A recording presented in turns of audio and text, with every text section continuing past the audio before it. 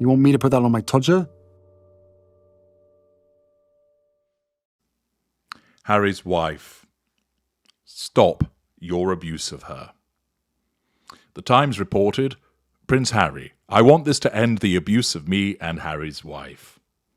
The Duke of Sussex said during an emotional final day of evidence that he hoped his High Court case would stop the abuse, intrusion, and hate towards him and his wife. Pausing there.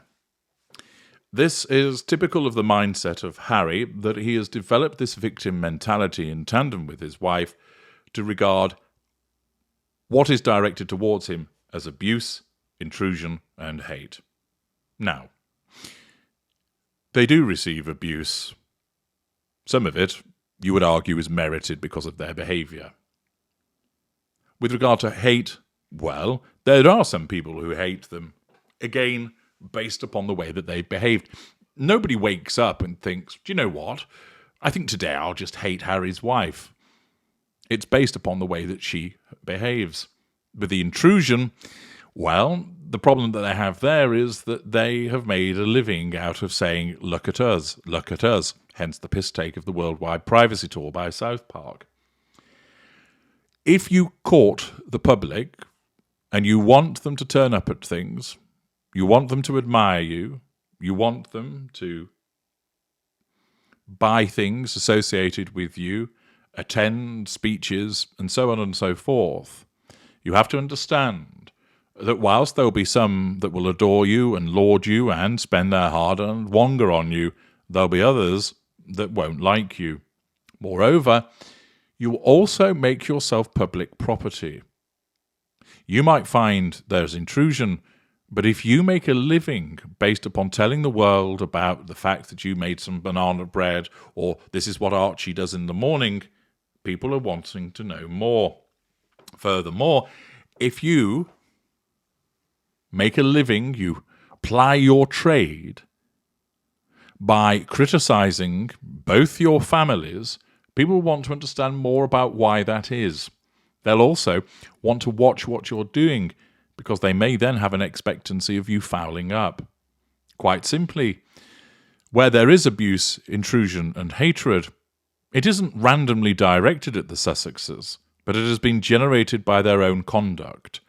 Something that Harry and his wife fail to realise. He is a combination of being a dimwit and what she tells him, her, because her victim narrative generated by her narcissism never ever allows her to accept that she is at fault. Prince Harry appeared to fight back tears when asked after 8 hours of questioning how he felt about being the victim of alleged phone hacking. Oh, poor lamb. I mean, after all, he's been up there in a helicopter going dugga dugga dugga dugga dugga, shooting and killing 25 Taliban. He's found himself apparently in a hostile environment, in a theatre of war. But there's a bit of cross-examination from a big bad barrister man. Grow a pair. I could have been hacked on a daily basis. I simply don't know, he had told the court earlier. This is part of the reason I am here. Well, that's really good evidence, isn't it? I could have been hacked. He recalled his distress at tabloid stories about a 12th birthday visit from his mother, Diana, Princess of Wales, after her divorce from his father, and the end of his own relationship with his first serious girlfriend, Chelsea Davy.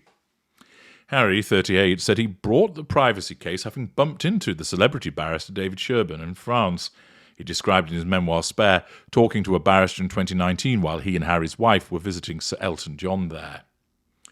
It was a discussion to somehow find a way to stop the abuse, intrusion and hate that was coming towards me and my wife, Harry told the court, once again demonstrating that he's so much under his wife's spell and he is a dimwit.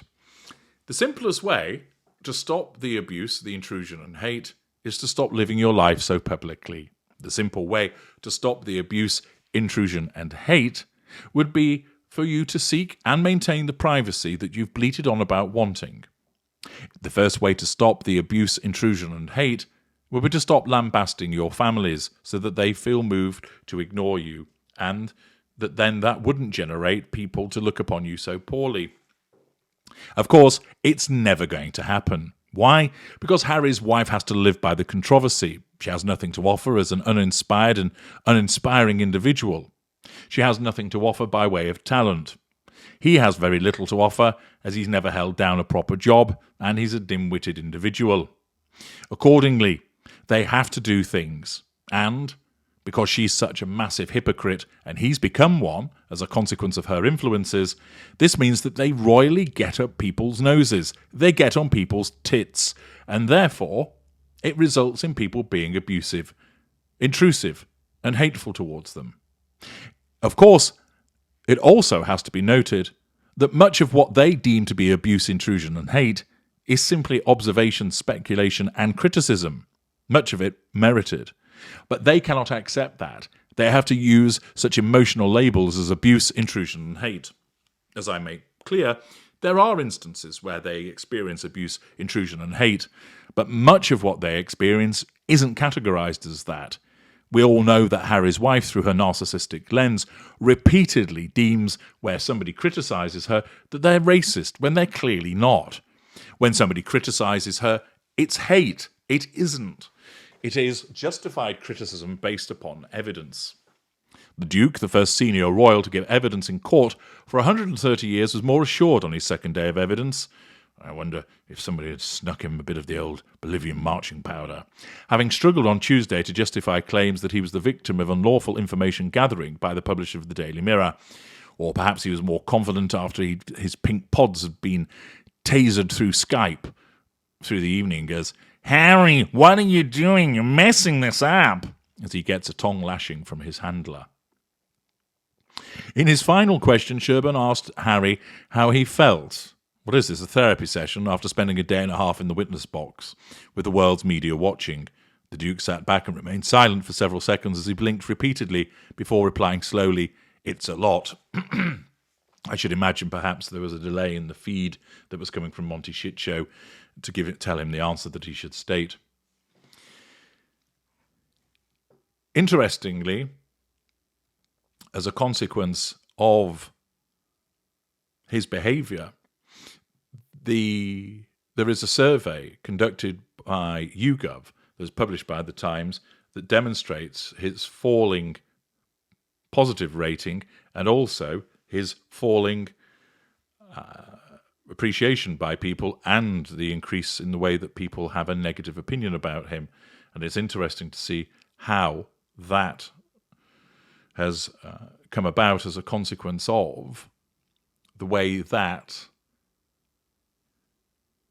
it has fitted with when he married Harry's wife, when he stepped back, the Oprah interview, etc. But he has sought to suggest that the reason that he's bringing this claim is to stop the abuse that his wife and he purportedly experience.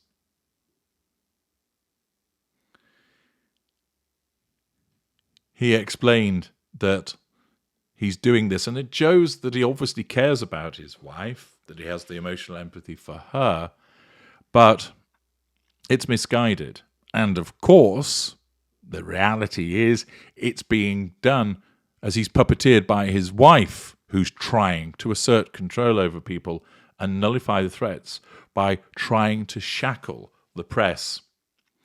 The problem that Harry has is that following the Leveson inquiry, the relationship between the press, the media, and famous people and celebrities did mean that it changed sort of post, I think, 2011, 2012. And therefore, that's why much of what he's brought forward relates to allegations prior to that time period, because post that time period, he'd really struggle to get any kind of toehold. And of course, that period after 2011, 2012 is when Harry's wife was involved later in 2016 and onwards. So in actual fact, the nature of the relationship has altered, and it's nowhere near as bad as it is in the United States, where the media is far less regulated than it is in the United Kingdom. And of course, this demonstrates the ridiculousness of Harry's wife and also Harry, that they claim that they're fleeing from intrusive press behaviour and the abuse and the hate, And then they go to a country where it's even less well reined in than it is within the United Kingdom. Of course, they went there because Harry's wife foolishly thought that she would receive a more favourable reception there on home turf. But as a consequence of her behaviours again and again and again, the collateral consequences have mounted up, so that the Americans have decided either they're irrelevant or they really can't stand them. Typical of Harry's wife's mid-range narcissism causing another problem for herself. I'm H.G. Tudor. Thank you for listening.